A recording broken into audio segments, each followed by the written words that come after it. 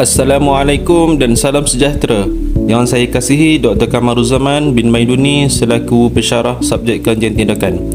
Kami dari Kumpulan 10 ingin membentangkan berkenaan dengan tajuk kami, iaitu meningkatkan kemahiran mengenal pasti hukum tajwid 10 orang murid tahun 6 Vista menggunakan teknik piramid Hakim Imizi.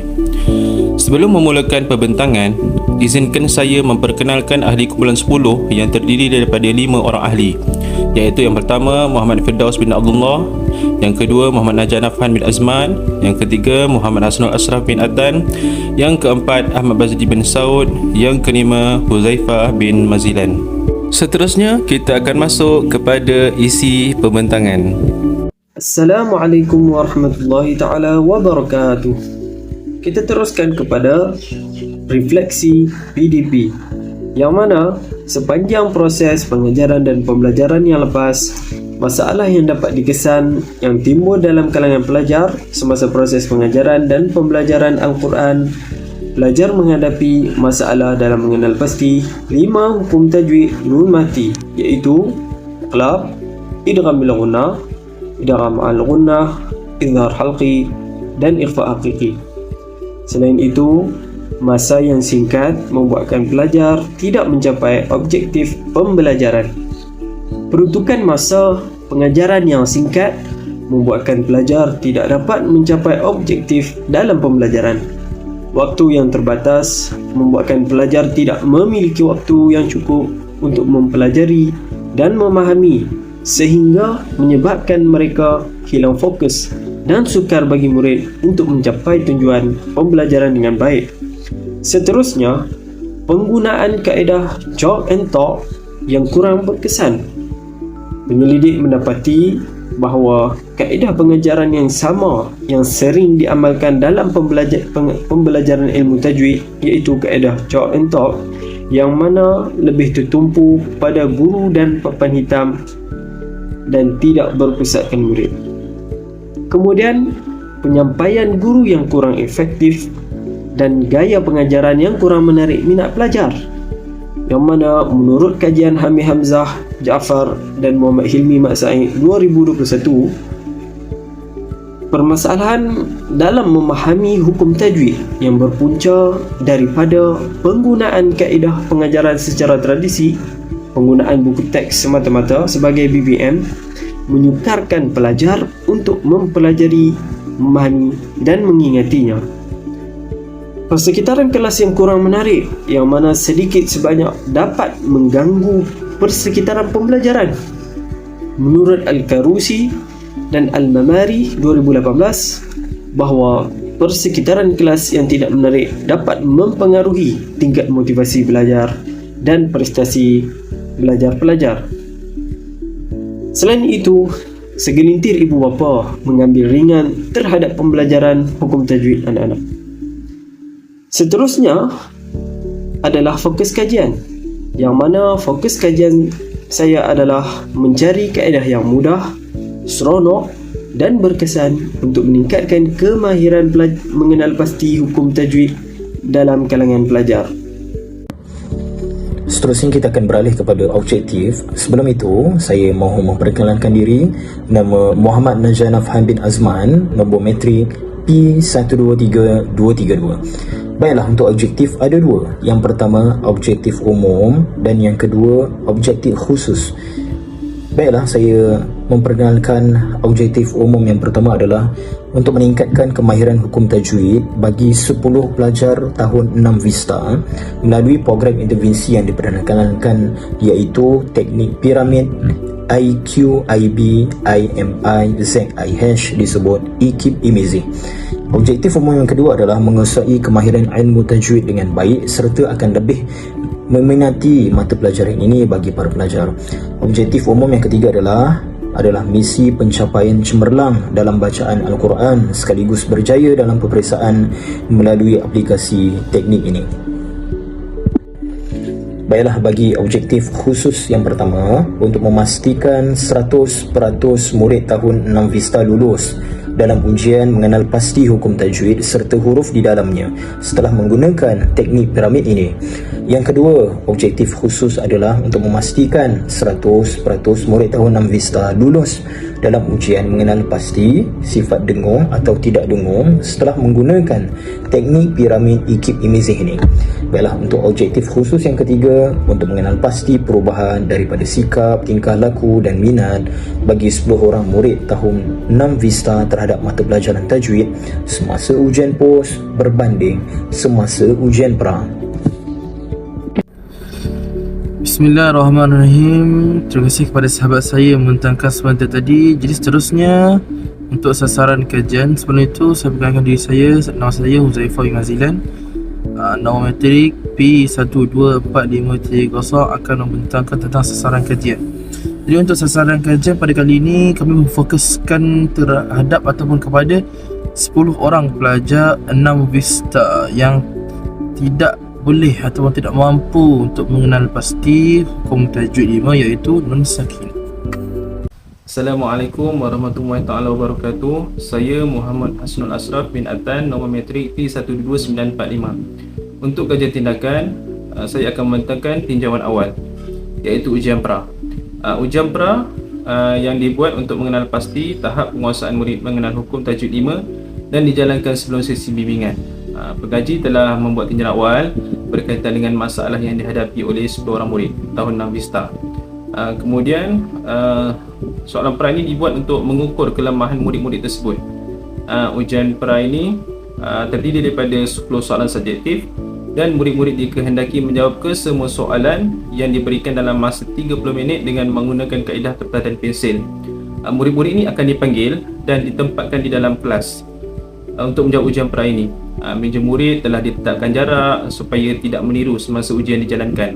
Kerana meniru menyebabkan hasil dapatan ujian pra ini diragui.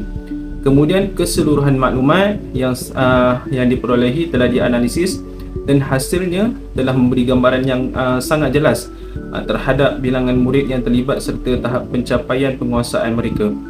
Untuk keputusan ujian pra dan pos yang telah dibuat berdasarkan tahap pencapaian di dalam jadual tersebut. Tengok, kalau kita lihat grade A, B, C, D dan E. Ada cemerlang, baik, sederhana, kurang memuaskan dan lemah. Untuk seterusnya, kita boleh lihatlah markah dalam keputusan ujian pra, iaitu kalau kita tengok daripada 10 orang murid 6 Vista yang mengambil ujian pra, tidak seorang pun mencapai grade A hingga C. 4 orang murid mencapai grade D sebanyak 40%, manakala 6 orang murid mencapai grade E 60%.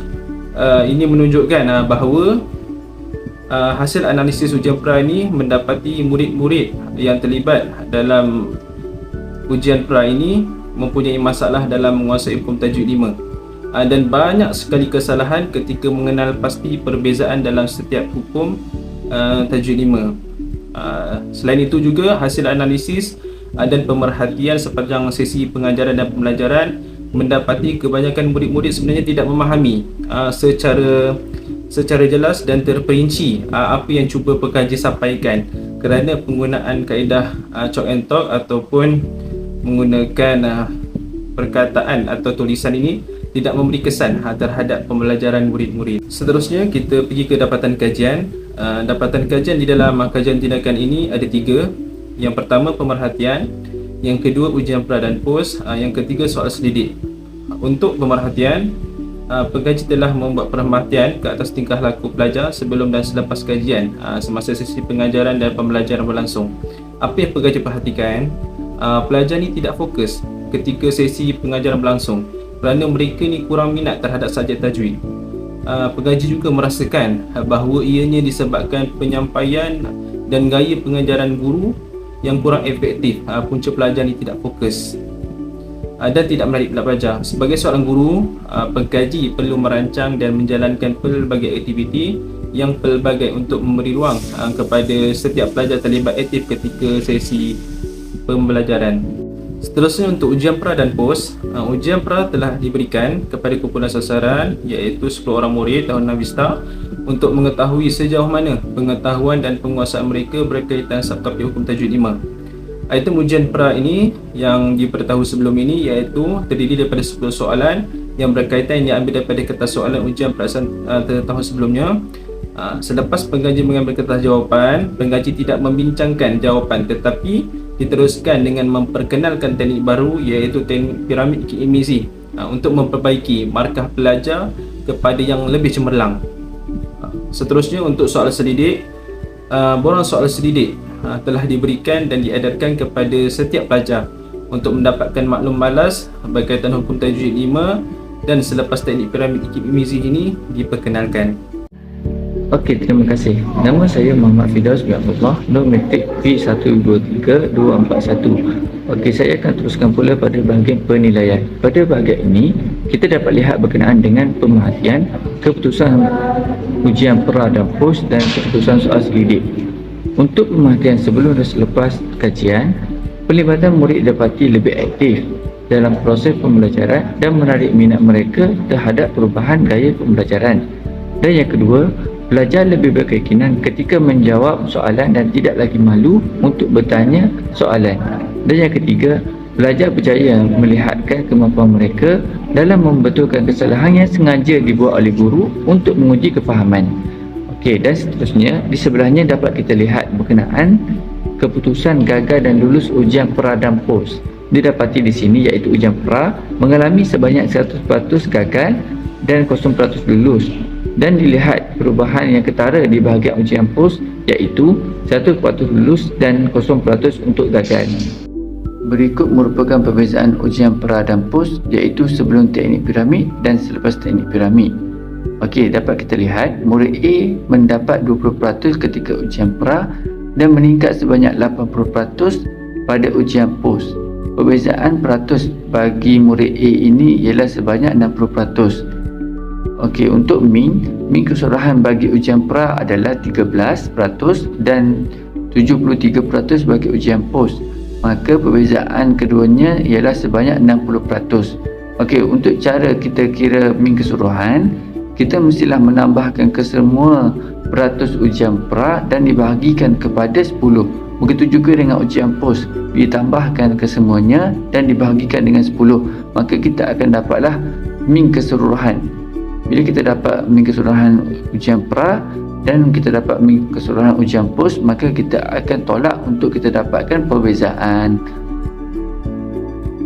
Okey, seterusnya, ini adalah keputusan soal selidik. Merujuk kepada jadual ini, saya dapat lihat 5 perkara yang murid menjawab 100% ya, iaitu pada perkara 1, 2, 5, 8 dan 9. 90% orang murid menjawab ya bagi perkara nombor 7. Selain itu, hasil soal selidik saya dapat lihat seramai 40% murid menjawab tidak bagi perkara nombor 10 iaitu saya dapat mengingati teknik piramid ini dengan baik. Hal ini menunjukkan 40% murid ini tidak dapat mengingati teknik piramid ini dengan baik. Namun, program intervensi ini masih boleh dikatakan berjaya kerana murid hanya tidak dapat mengikuti teknik ini sahaja, tetapi murid dapat fahami apa yang ingin disampaikan. Kerana itulah ujian pos 100% lulus. Terima kasih kepada sahabat saya yang membentangkan sebentar tadi. Jadi untuk seterusnya program intervensi yang dilaksanakan di dalam kajian ini, kami menggunakan teknik piramid Kimizi yang digabungkan daripada first teknik akronim Kimizi, yang kedua teknik piramid iaitu secara infografik. Jadi secara umumnya program intervensi ini akan menggunakan dua teknik dan akan berlaku ataupun dilaksanakan aktiviti di dalam program intervensi ini step by step, bermula daripada akronim sehinggalah teknik piramid. Adakah manfaat yang terdapat sampaikan kami terpaksa pakai dua teknik? Betul, dua teknik ini menggunakan manfaat yang sangat besar. Yang pertamanya, teknik akronim Kimizi ini adalah digunakan disebabkan untuk para pelajar mengingati nama hukum tajwid 5 itu sendiri. Idgham al-ghunnah, idgham bil-ghunnah, iqlab, ikhfa hakiki dan izhar halki. Kalau untuk pelajar tahun 1, tahun 2, tahun 3 benda-benda ini adalah benda yang baru. Tapi untuk pelajar tahun 6, benda ni benda yang dah lama tapi masih lagi mereka tak dapat untuk mengingatinya. Maka inilah caranya yang pertama. Yang keduanya, teknik piramid yang diguna pakai adalah untuk memberikan kepada mereka gambaran ataupun secara jelas bagaimanakah untuk mengingati bukan sekadar nama tapi maklumat-maklumat terperinci hukum subjek 5 di dalamnya. Apapun seterusnya kita akan bergerak ke aktiviti yang pertama untuk kita lihat bagaimana program intervensi ini dilaksanakan. Okey, jadi untuk hari pertama kita laksanakan program intervensi adalah kita memperkenalkan kepada para pelajar apa itu teknik ikip imaging. Kita nak tahu macam mana ikip imaging ini berfungsi.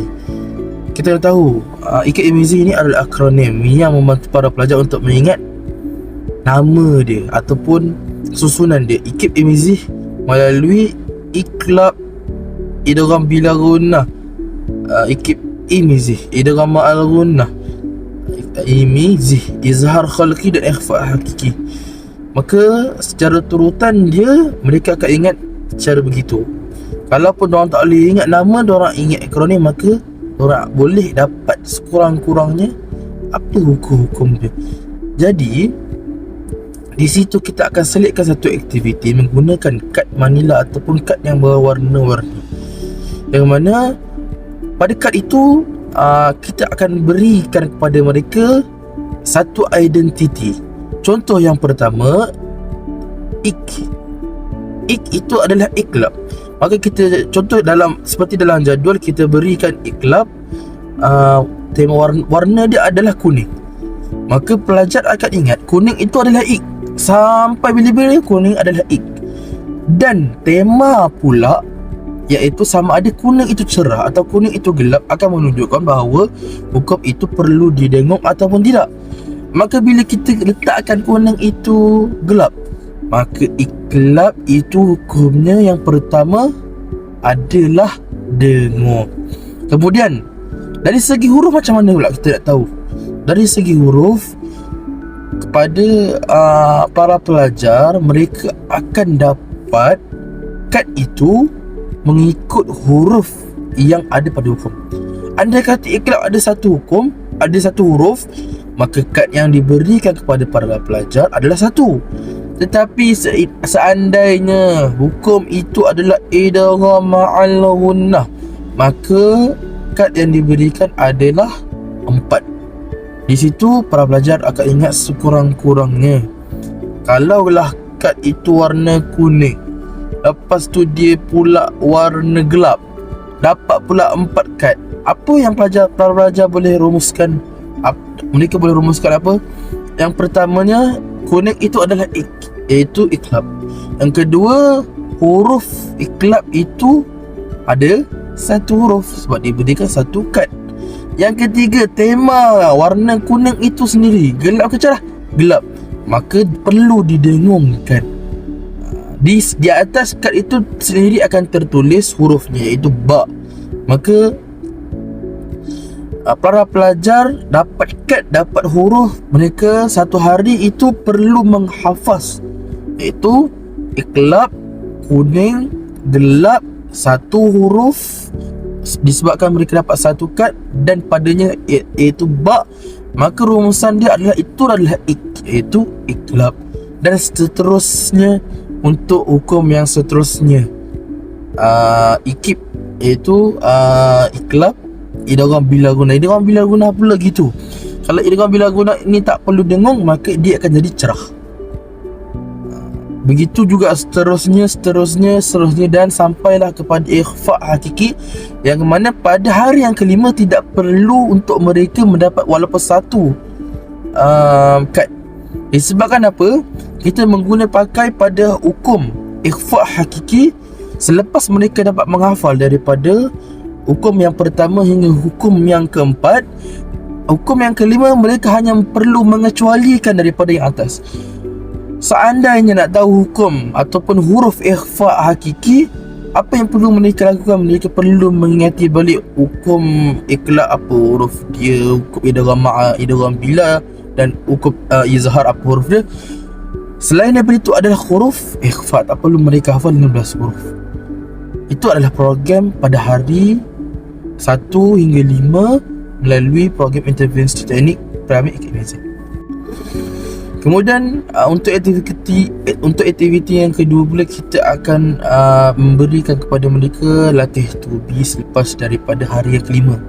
Jadi hari yang pertama untuk hukum iqlab, hari yang kedua idgham bila gunnah, hari yang ketiga idgham ma'al gunnah, hari yang keempat izhar harki, dan hari yang kelima ikhfa harki. Hari yang keenam kita akan berikan mereka latih tubi supaya mereka dapat pakai atau mengaplikasikan bagaimana untuk menggunakan teknik akronim IKMZ dengan aktiviti kad manila atau kad berwarna. Kemudian untuk aktiviti yang ketiga pula, kita akan memperkenalkan kepada para pelajar teknik piramid yang akan digabung jalinkan dengan IKMZ. Jadi demonstrasi akan dilaksanakan terlebih dahulu daripada guru dan akan dijelaskan kepada para pelajar bagaimanakah fungsi piramid ini untuk mengetahui apa maklumat yang perlu. Jadi yang pertama, bucu atas sekali. Okay, kita mula pada atas sekali. Mula pada atas sekali, maka bucu pertama adalah 1. Tak boleh kita letak atas sekali 2, sebab piramid ni dia bawah kecil, bawah besar. Dia punya tapak sampai atas adalah paling kecil. Paling kecil itu 1. Maka yang pertama, kita kait pula dengan akronim. Maka yang pertama akronim dia adalah IK. IK adalah iqlab, yang mana para pelajar dah hafal tadi kad kuning, iaitu kad kuning yang gelap pula tu, dengung. Dapat 1 je kad je, maka 1 huruf. Padanya dituliskan huruf ba, iaitu bila dapat je piramid iaitu dengan tingkatan yang pertama, bucu yang pertama, maka dituliskan padanya huruf ba dekat tengah ni. Maka para pelajar boleh mengingati bucu yang pertama dengan mengingati akronim. Akronim tadi kita kata IK tadi. IK tadi iqlab 1 huruf, maka yang pertama atas sekali bucu yang pertama letak ba. Okey, macam mana nak tahu dengung atau tak dengung? Dengung atau tak dengung ini caranya adalah kita dah tetapkan setiap tingkatan ganjil maka padanya dengung. Setiap tingkatan genap 2, 4 maka padanya tidak perlu dengung. Jadi sekarang bucu ataupun hukum iqlab ini ada pada tingkatan ke berapa? Dia adalah pada tingkatan yang pertama. Maka perlu dengung tak? Perlu dengung. Itu yang para pelajar akan ingat bermula pada teknik piramid ini, iaitu bucu yang pertama. Kemudian pula pergi bucu yang kedua, idgham ik-ib bila gunnah. Idgham bila gunnah pula dah 1 atas, bawah takkan bawah 5, mesti bawahnya adalah 2. Bila 2 pula mereka akan ingat macam mana? Yang kita dah aplikasi tadi dekat IKMZ guna kad warna-warni tadi, bawa ke sini. Kita bawa ke sini, diorang ingat ada dapat 2 kad warna-warni. Jadi maka dapat 2 huruf, maka tulis padanya huruf lam dengan ra. Diorang tak boleh ingat nak tulis apa dekat piramid ni. Diorang boleh ingat akronim. Akronim ni akan membantu mereka menyusun daripada atas ke bawah. Sama ada idgham dulu ke iqlab dulu ke, tapi terbukti iqlab dulu sebab ik. Kemudian idgham b pula sebab ib. Jadi lam dengan ra akan jadi huruf, akan jadi hukum pada tingkatan yang kedua, yang padanya tidak perlu dengung disebabkan mereka pada tingkatan genap, iaitu 2 dan akan datang. Kita tak pasti berapa, 4 ke 6, maka 2 dulu. Kemudian yang ketiga, daik ib im pula, idgham ma'al gunnah 1, 2, letak pula berapa? Dari diorang dah belajar dapat kad idgham ma'al gunnah ada 4 kad, maka kena buat 4 piramid atau 4 bucu yang kecil. Maka yang ketiga adalah idgham ma'al gunnah 4 huruf ya wa mim nun. Boleh dengung atau tak dengung? Boleh dengung. Maka tingkatan ke berapa ni? Ketiga, iaitu ganjil. Maka bila saya kata tadi 1, 3, Angel perlu, dan seterusnya sampailah ikhfa hakiki. Jadi untuk slide yang seterusnya, iaitu slide izhar halqi idgham al-guna dengan ikhfa hakiki, rumusannya adalah bila mana akronim itu bermula daripada kiri, ik, ib, im, iz, ih, iaitu ikib, im, izih, maka daripada ik itu adalah yang paling atas bucu piramid. Kiri ke kanan menunjukkan daripada bila ditafsirkan kepada piramid, maka akan jadi atas ke bawah. Maka para pelajar akan ingat untuk menulis ikib imizih daripada atas ke bawah.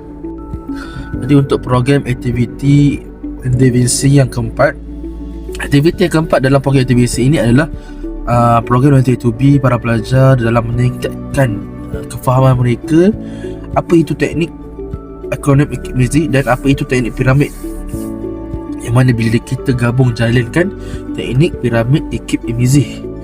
Jadi kita akan berikan kepada mereka 10 pautan word wall, yang mana 10 pautan wall ni aras tingkat soalannya ataupun kesusahannya adalah berbeza-beza. Melalui daripada 10 soalan ataupun 10 pautan word wall ini, mereka dapat mengetahui apakah kesalahan mereka, di manakah kesalahan mereka, rendah, tinggi atau sederhana, dan mereka dapat refleksi dengan jawapan mereka ataupun apa sebenarnya kelemahan mereka selepas daripada belajar teknik piramid ikib imizih ni. Jadi kami dapati hampir daripada 10 pelajar 6 Vista ini dapat memahami ataupun dapat meningkatkan lagi kemahiran mereka dalam mengenal pasti hukum 5, iaitu hukum dan sakinah. Baiklah, seterusnya merupakan jadual pelaksanaan kajian ataupun dikenali sebagai cartagan. Baiklah, misi kami dalam meningkatkan kemahiran mengenal pasti hukum tajwid 10 orang murid tahun 6 Vista menggunakan teknik piramid ikib imizih. Dalam kajian kami ini, kami memulakan dengan tinjauan awal pada awal minggu pertama pada bulan April. Untuk makluman, kajian kami bergerak dan kami beroperasi selama 3 bulan, bermula bulan April, Mei dan Jun. Seterusnya, selepas tinjauan awal, kami melakukan analisis data tinjauan awal tersebut pada minggu yang kedua dan minggu ketiga. Dalam masa yang sama juga, seterusnya kami melaksanakan aktiviti intervensi kepada pelajar. Seterusnya, dalam masa yang sama kami melaksanakan aktiviti, kami melakukan pemerhatian dan membuat perekodan terhadap perubahan, iaitu sikap dan tingkah laku murid. Baiklah, untuk pada akhir minggu keempat dan minggu kelima bagi bulan April ini, bagi bulan Mei, iaitu kami menjalankan ujian pos. Dalam masa yang sama kami mengedar soal selidik untuk murid. Seterusnya kami menganalisis data ujian pos bagi minggu pertama bulan Jun. Seterusnya kami menyediakan jadual dan pelaporan hasil analisis data. Seterusnya juga kami menulis refleksi kajian dan membuat cadangan. Pada akhir minggu ketiga dan minggu keempat bagi bulan Jun ini, kami mengemas kini laporan serta menjilid laporan dan bersedia untuk dihantar. Baiklah, berikut merupakan jadual pelaksanaan kajian bagi kajian kami ini. Berikut merupakan anggaran pembelajaran bagi kajian tindakan ini. Ini adalah bahan yang kami gunakan untuk jayakan program ini. 1 rem kertas A4, 5 kad manila, 2 gunting, 5 marker dan 12 kertas manjung. Anggaran keseluruhan ialah sebanyak RM70.80. Sekian pembentangan kami pada hari ini. Jika ada kekurangan, kami mohon maaf. Sekian, terima kasih.